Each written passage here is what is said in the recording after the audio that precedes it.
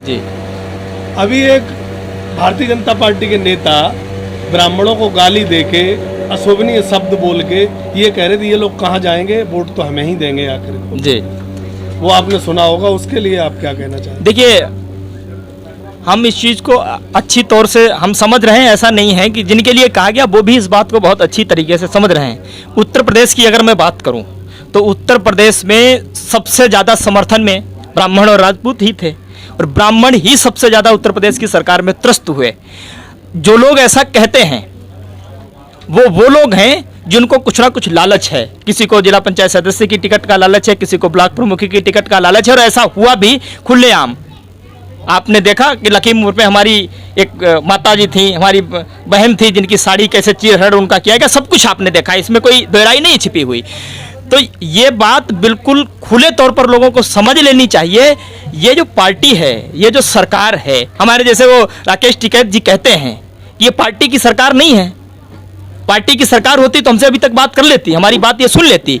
ये सरकार जो है, ये विशेष कुछ किस्म के लोग जो बहुत बड़े लोग हैं, पूंजीपति जिनको कह सकते हो आप, ये उनकी सरकार है। तो उन्होंने जब इनको खरीदा है तो ये तो अपने बलबूते तो कुछ कर ही नहीं रहे हैं, ये तो रिमोट कंट्रोल कहीं दूसरी जगह है। तो इनसे जो कहलवाया जाता है तो वो कह देते हैं। तो जो ये लोग अपनी पार्टी के सगे नहीं हुए, इनकी पार्टी में इनके बुजुर्ग जो लोग थे, अटल बिहारी वाजपेयी की जो मानसिकता है, ये उसके सगे नहीं हुए, तो ये सगे किसी के नहीं हो सकते। ये बात सबको समझ लेनी चाहिए खुले तौर पर। मैं आपसे एक सवाल मेरा छोटा सा और है जी कि अब ये चुनाव उत्तर प्रदेश में 2022 में आ रहा है जी। जब 17 में योगी जी को वोट दिया था तो जाति और बिरादरी से उठ के राष्ट्र के नाम पे और उत्तर प्रदेश के विकास के नाम पे वोट मिला था जी। अब ये जातियों में, बिरादरियों में, धर्म में उत्तर प्रदेश को लड़ाना चाहते हैं, क्या उसमें सक्सेस होंगे? देखिए, इन्होंने यही काम पश्चिम बंगाल में भी किया था। आपने देखा इन्होंने पश्चिम बंगाल को क्या कुछ नहीं बताया, लोगों को ये फील करवा दिया। लेकिन पश्चिम बंगाल, और इन्होंने ये जो भूमिका बनाई थी पश्चिम बंगाल में कम बनाई थी, पश्चिम बंगाल के बाहर ज़्यादा बनाई थी।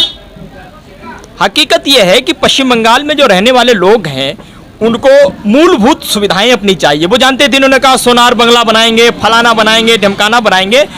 तो जब हद से अधिक अतिशयोक्ति कर देता है कोई व्यक्ति, अब जैसे मैं आपको कह दूं कि आप हमारे साथ आ जाओ, आप अभी 10 रुपये कमाते हो, और मैं आपसे कह दूं कि आप हमारे साथ आ जाओ, कल को हम आपको 5 लाख रुपए कमाएंगे महीने में, तो आप बात मान जाओगे? अगर बात मान जाओगे तो आप षड्यंत्र में फंस गए ना किसी तरीके से। 5 रुपए और 10 रुपए में और 5 लाख रुपए में बहुत जमीन आसमान का अंतर होता है। मैं 5 रुपए की जगह 7 रुपए की बात करता तो बात ठीक थी, 10 रुपए की कर देता तब भी ठीक थी, लेकिन मैं सीधे 5 लाख रुपए की बात कर दूं तो ये वैसी ही बात करते हैं। मुझे ऐसा लगता है, मुझे ऐसा विश्वास है कि इस किसान आंदोलन ने जो सबसे बड़ा काम किया है, तो लोगों की बुद्धि पर जो ताले पड़े हुए थे, आंखों पर जो काली पट्टी बंधी हुई थी, बहुत ज़्यादा नहीं लेकिन लगभग लोगों की पट्टी जो है हटाने का काम किया है, लोगों को सही बात समझाने का काम किया। और मुझे पूरा विश्वास है कि ऐसा उत्तर प्रदेश जो इसने अभी तक दोहराया है, जिसका परिणाम भुगत रहे, ऐसा वो आगे नहीं करेंगे।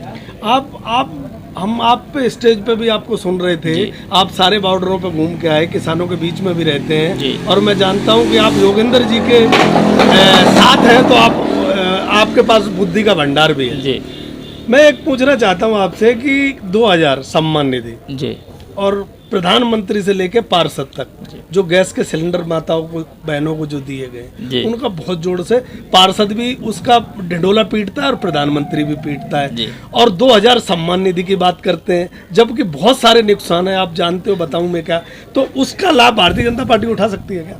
नहीं, बिल्कुल नहीं उठा सकती। देखिए, आप चाहे शहर की बात करो, और मैं ये बात कह सकता हूं कि गांव से ज्यादा शहर के लोग त्रस्त हैं। क्यों? क्योंकि शहर में आप देखिए, गांव के लोग ही जाकर के शहर में बसते हैं, ये बात बिल्कुल सच है। लेकिन एक बार जो शहर में बसता है तो अपनी वो व्यवस्थाएं ऐसी कर लेता है कि लगभग उसे गांव वापस जाने की जरूरत नहीं पड़े, वो छुट्टी इत्यादि में जाता है। ये बात तो आप समझते हो। तो जो शहर में रहने वाले लोग हैं, जाहिर सी बात है, उनके पास ज़मीनें ज़्यादा नहीं होती हैं, वो अपनी नौकरी करते हैं या फिर उनके कोई अपने उद्योग धंधे होते हैं छोटे छोटे, जिससे वो गुजर बसर करते हैं। तो उन लोगों के पास जो इन्होंने सिलेंडर की जो अपनी एक प्रक्रिया चलाई थी, जो इन्होंने बोला था कि हम वो उज्ज्वला के तहत जब देंगे, तो उसके रेट उस समय क्या निर्धारित किए गए थे ये आपको पता है। उसके रेट आज किस तरीके से वसूले जाते हैं, इन्होंने जितना दिया था उससे कहीं गुना अधिक बढ़कर के उन्हीं लोगों से ले लिया। आज उसकी सब्सिडी भी शायद बंद कर दी गई है, मुझे जहाँ तक लगता है ऐसा। तो ये तो इनकी चाल है। ये तो जैसे क्या करते हैं, ये पहले तो दाना डालते हैं, फिर वो दाना चुगने आता है, थोड़े और से फैला देते हैं, थोड़ा और आगे बढ़ता है, फिर ये जाल बिछाते हैं, उसी में कस लेते हैं, फिर उसी की लाठी उसी के ऊपर चलाते हैं। अब आपको ये नहीं लगता है धारा 370 हट गई, आपको कश्मीर में प्लॉट खरीदने को मिल जाएगा? आप कहाँ आंदोलन के चक्कर में पड़े? अब मुझे ये एक चीज बताओ, आप जो गांव में रहने वाला आदमी है, शहर में रहने वाला, अच्छा मैं आपसे ये पूछता हूँ, आप मुझे बताओ, आपका गांव कौन सा है? मैनपुरी है। मैनपुरी में आपने कितनी जमीन खरीद ली धारा 370 हटने के बाद में?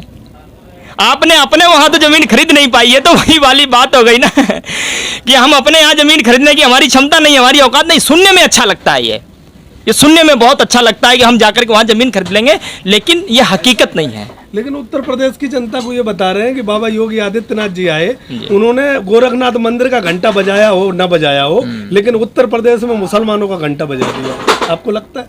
नहीं, ऐसा कुछ नहीं है, ये उनके एजेंडे में है।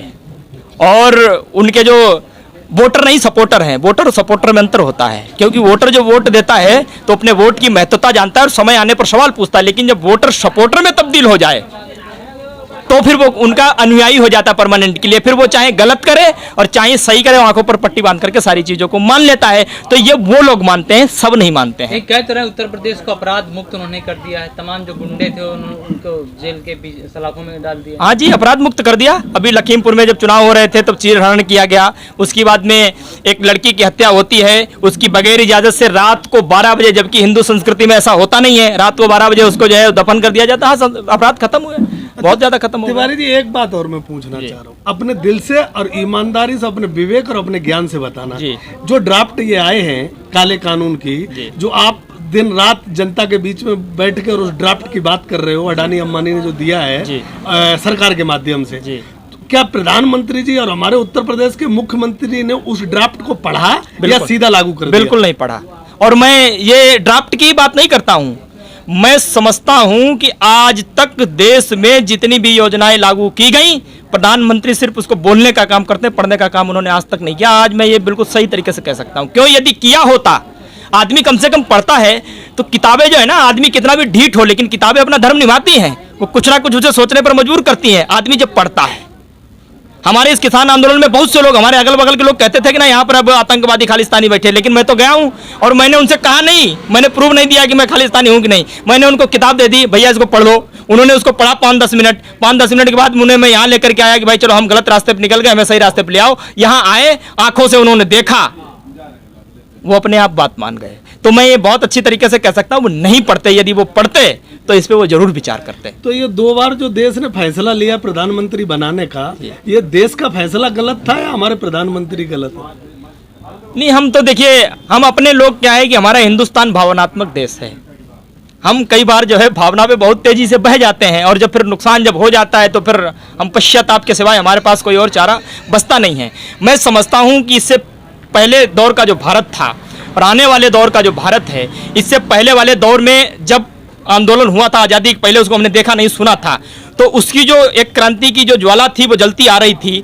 लेकिन वो आज़ादी के बाद का एक आंदोलन था और वो आज़ादी के पहले का आंदोलन था, ये आज़ादी के बाद का आंदोलन है। तो इस आंदोलन की जो ज्वाला जली है, तो मुझे लगता है ये ज्वाला जहाँ जहाँ तक फैलती जाएगी, हो सकता है धीरे धीरे फैल करके जाए, बहुत तेजी से नहीं जाए, लेकिन ये जहाँ तक जाती जाएगी वहाँ तक के सिस्टम को तो ये एक बार सोचने पर तो जरूर मजबूर कर देगी। एक बार आप सोचो, समझो, और पूरे देश को न देख करके अपने आप को देखो, कम से कम अपने घर को देखो, अपने गांव को देखो, उतना तक देख लिया अगर अपने मन की आंखों को खोल करके, तब भी आपको तसल्ली हो जाएगी कि क्या हुआ और क्या नहीं। जो हमारे पूर्व प्रधानमंत्री पंडित अटल बिहारी वाजपेयी जी थे और आज प्रधानमंत्री मोदी जी, दोनों के कार्यकाल में क्या फर्क है? पार्टी एक है, विचारधारा कुछ बदली? देखिए, कार्यकाल में फर्क की अगर बात करो, जमीन आसमान का अंतर है। 19-20 की बात कही जाती है, 19-20 नहीं, जमीन आसमान का अंतर है। अटल बिहारी वाजपेयी जो थे, वो जब उसमें सदन में खड़े होकर के भाषण देते थे, वो कहते थे कि जिस दिन हमको ये लग जाएगा कि हमारी राजनीति में कहीं लालच की बदबू आ रही है, बू आ रही है, उस दिन ऐसी राजनीति को मैं चिमटा से भी छूना पसंद नहीं करता। ये आपने सुना होगा, ये अटल बिहारी वाजपेयी थे। अटल बिहारी वाजपेयी वो थे जो विपक्षियों के साथ में भी सरकार चलाते थे। आपको पता है कि नरसिम्हा राव जी ने उनको भेजा था, जबकि वो विपक्षी लीडर थे, लेकिन उन्होंने अपने पक्ष में उन्होंने भेजा था, उनको जिनेवा भेजा था प्रतिनिधित्व करने के लिए। तो वो अटल बिहारी वाजपेयी थे, वो किसानों को भगवान कहते थे। अगर किसान आता था तो चाहे किसानों की बातें गलत भी होती थी, लेकिन भी फिर भी धरती के पटल पर आकर के बैठ करके उनके साथ वहां जमीन में वो बात सुनते थे। और मैंने तो देखा है कि 2014 से हमारे प्रधानमंत्री में शायद आज तक, मुझे नहीं, अगर मैं गलत हूं भाई मुझे सुधार देना, आज तक मैंने कभी नहीं देखा कि उन्होंने पब्लिक से संवाद किया हो। मन से संवाद करते हैं, अकेले फोन खोल के रख लेते हैं, उस पर संवाद करते हैं। टीवी पे आते हैं तो अकेले बोल के चले जाते हैं, किसी पत्रकार की हिम्मत नहीं पड़ती है कि उनसे वो सवाल पूछ सके। एक आखिरी सवाल, अभी जो यादव जी ने आपसे पूछा कि 2014-2019 में 2 बार प्रधानमंत्री मोदी जी को जब चुन ली जनता, उन्होंने कहा क्या जनता ने गलती की या प्रधानमंत्री गलत थे? तो कहीं ऐसा तो नहीं कि इसलिए बार बार उन्हें चुना गया, 2 बार चुना गया और अभी भी उत्तर प्रदेश में फिर चुनाव है और कहा जा रहा है कि वहाँ पे 300+ आएगा? ये कहीं मुसलमानों को टाइट करने के लिए जो अपर कास्ट के लोग हैं इस वो वोट नहीं कर रहे हैं, वही वोट कर रहे हैं और इसलिए कर रहे हैं कि हाँ मुसलमान टाइट किया जाएगा और हिंदू खतरे में उससे बचा लिया जाएगा। देखिए, ये जो बातें हैं ये चुनावी एजेंडे तक सीमित हैं। चुनाव जैसे खत्म होते हैं ये बातें विलुप्त हो जाती हैं। इस बात को आप अच्छी तरीके से समझ लो। मुझे लगता है कि जब हम ऐसे सवाल करते हैं, ऐसे सवालों के जवाब देते हैं, तो हम खुद ही इसको बढ़ावा देने का काम करते हैं। हमें न इस पे सवाल करना चाहिए, न इस पे ज़्यादा बात करनी चाहिए। हकीकत बात यह है। रही बात वो बने 2 बार, तो जनता की गलती हुई कि सरकार की गलती हुई? जायज़ सी बात है कि जनता ने भावावेश में आकर के कदम उठाया।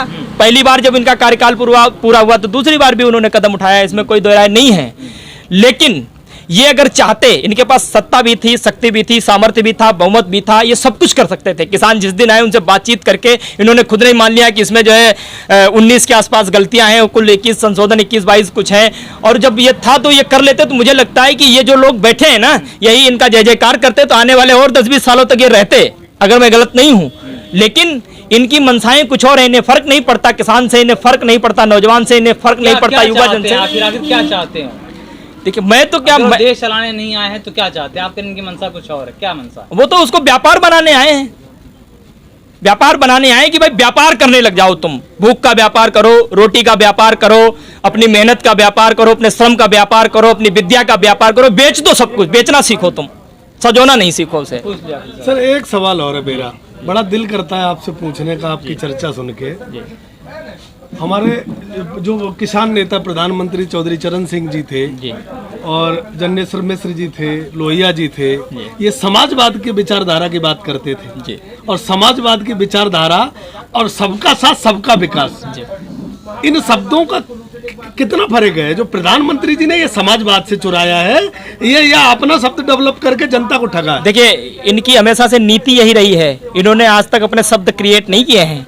इन्होंने योजनाएं भी, जितनी पूर्व सरकार में योजनाएं हुई, इन्होंने वो योजनाएं उठाई हैं लगातार, शब्द भी इन्होंने उठाए। लेकिन दिक्कत यह है कि इन्होंने शब्दों को उठा तो लिया, लेकिन उन शब्दों पर विचार कभी नहीं किया। सबका साथ सबका विकास कह तो दिया, लेकिन होता क्या है सबका साथ सबका विकास, ये इन्होंने सीखा नहीं है। इन्होंने उस पर जो है विचार नहीं किया कभी।